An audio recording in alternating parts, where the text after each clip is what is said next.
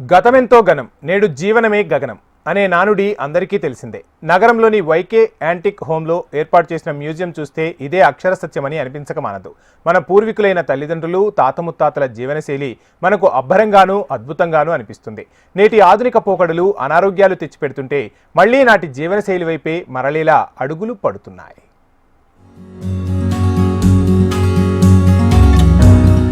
కొత్త ఒక వింత, పాత ఒక రోత అనే నానుడి నుంచి ఆ పాత మధురం అనే రీతిలో నేటితరం జీవనశైలి మారుతోంది.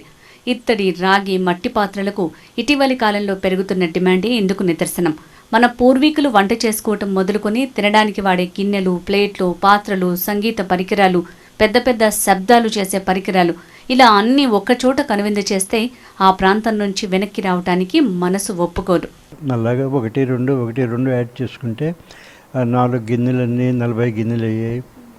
అలాగా దాంతో పాటు గిన్నెలతో పాటు మిగతా పరికరాలు, గరిట్లు, సర్వింగ్ కంచాలు, అలాగా అన్ని రకాలు. సో ఒక ఇత్తడే కాకుండా కాపర్, బ్రాంజ్, స్టోన్, వుడ్ అన్ని రకాలు వంట సామాగ్రి, మిగతా పరికరాలు, పూజ సామాగ్రి, తర్వాత కల్చరల్ ఆబ్జెక్ట్స్. అంటే we call this museum cultural antiques museum అన్నమాట. అంటే ఇది ఒకప్పుడు మన పూర్వీకులు ఎలా జీవించేవారో, వాళ్ళ జీవిత విధానం ఏంటో, వాళ్ళ కల్చర్ తెలుస్తుంది అన్నమాట ఇవి స్టడీ చేస్తే. సో నేను ప్రతి ఐటము తీసుకుని దానికి రీసెర్చ్ చేసి రీసెర్చ్ ఆర్టికల్స్ పబ్లిష్ చేస్తాను. ఐ హ్యావ్ ఎ బ్లాగ్, ఆ బ్లాగ్లో పబ్లిష్ చేస్తాను.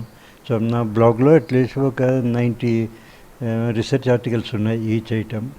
అది చూసి అందరూ they can see how they are used it అనమాట. దాని there is a story behind each item. ఆ స్టోరీ అంతా రాస్తాను. సో అలా మొదలైంది. సో 4 గిన్నెలతోటి మొదలైంది. ఇప్పుడు ప్రస్తుతం నా దగ్గర ఒక 1000 ఐటమ్స్ దాకా ఉన్నాయి, చిన్న పెద్ద అన్నీ కలిపి. సో విజిటర్స్ వస్తారు, చూస్తారు. నేను will do some research on all these items. అలా జరుగుతుంది.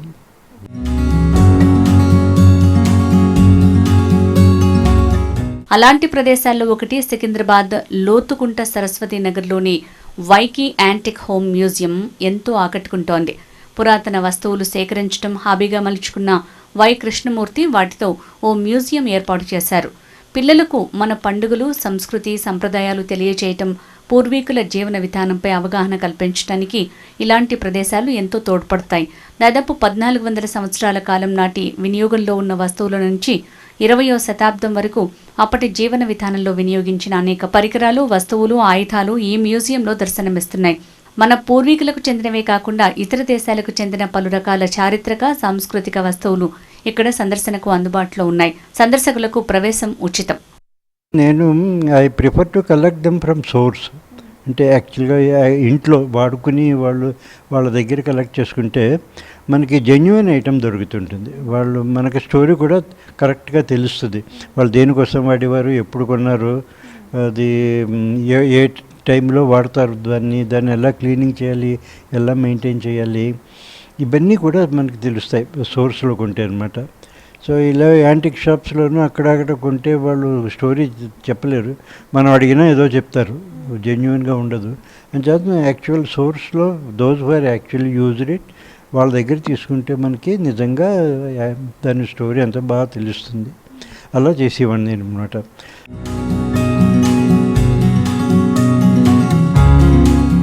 ఉదయం 11 గంటల నుంచి మధ్యాహ్నం 1 గంట వరకు, సాయంత్రం 4 గంటల నుంచి రాత్రి 7 గంటల వరకు మ్యూజియంలోకి అనుమతిస్తారు.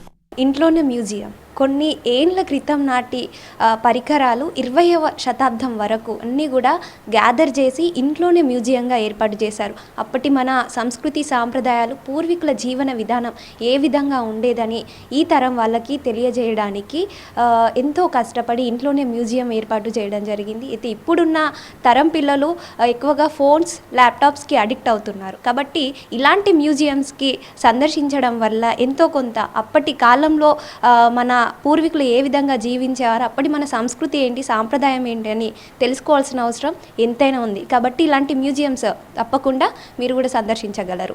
కెమెరామన్ ప్రసాద్తో అలేఖ్య, HM TV, హైదరాబాద్.